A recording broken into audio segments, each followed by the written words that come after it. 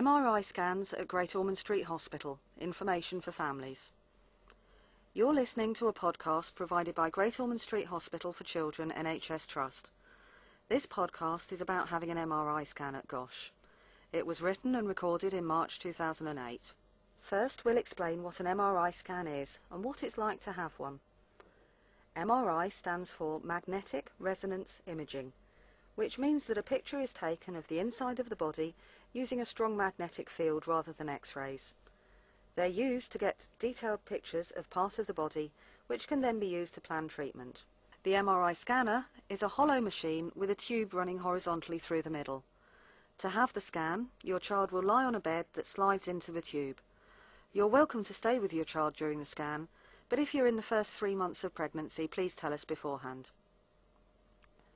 When you arrive at the hospital, you should go straight to the MRI department on level 1 of the Variety Club building.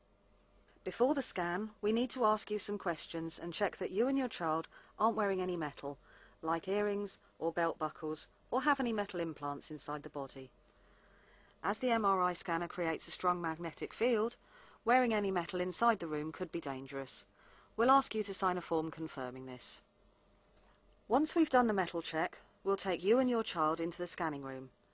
Your child will need to lie on the bed, and depending on the part of the body being scanned, might need to wear a coil over that part. When your child is in the correct position, the radiographer will move the bed into the scanner tube and go into the control room. You and your child will be able to talk to them over the intercom system. Once the scan starts, the scanner will make a continuous knocking sound, which can be quite loud, but will give you and your child ear protectors. This is what the scanner sounds like.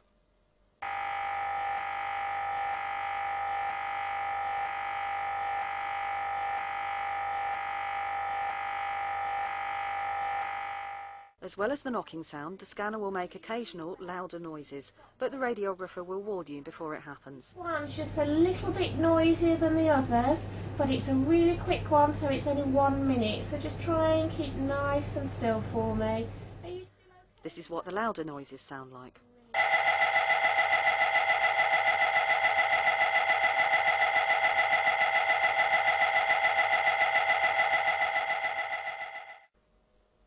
The scan will last between 20 minutes and an hour. When it's finished, the radiographer will come back into the room and move the bed out of the scanner. Your child will be able to get off the bed, and you'll be free to go home unless you have any other appointments planned. You won't get the results of the scan straight away, as the doctor needs to write a report about it and send it to your own doctor, usually in time for your next appointment. Having an MRI under sedation. Your child will need to lie very still for the MRI scan, so we may suggest that they have some sedation to help make them sleepy and less likely to move about.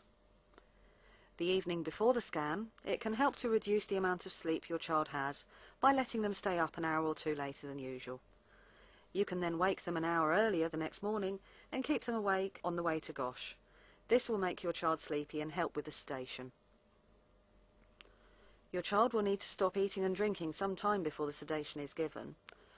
Breastfed babies should have their last feed 2 hours before the appointment time. Children under 1 should have their last milk feed or solids 4 hours before the appointment time. Clear fluids such as squash or water are allowed until 2 hours before the appointment time. Children over 1 should have their last food or milk drink 4 hours before the appointment time.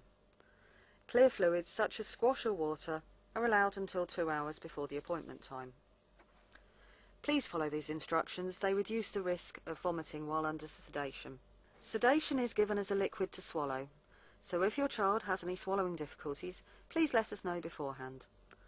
Some children need to have the sedation topped up with an injection before the scan.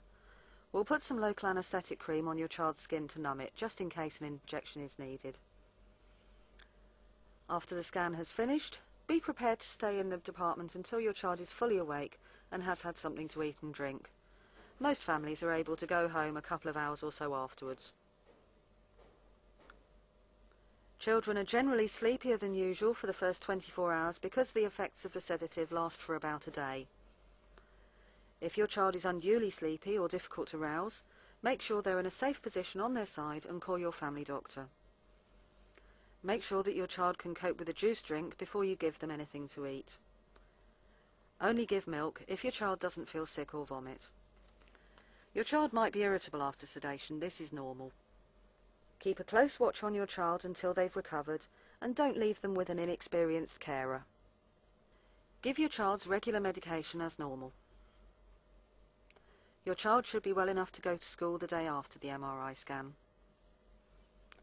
If you have any questions, please contact the MRI department on the number in your appointment letter.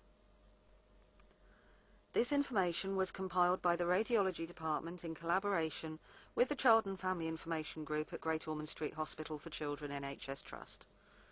It was written and recorded in March 2008. This information does not constitute health or medical advice and will not necessarily reflect treatment at other hospitals. If you have any questions, please ask your doctor. No liability can be taken as a result of using this information.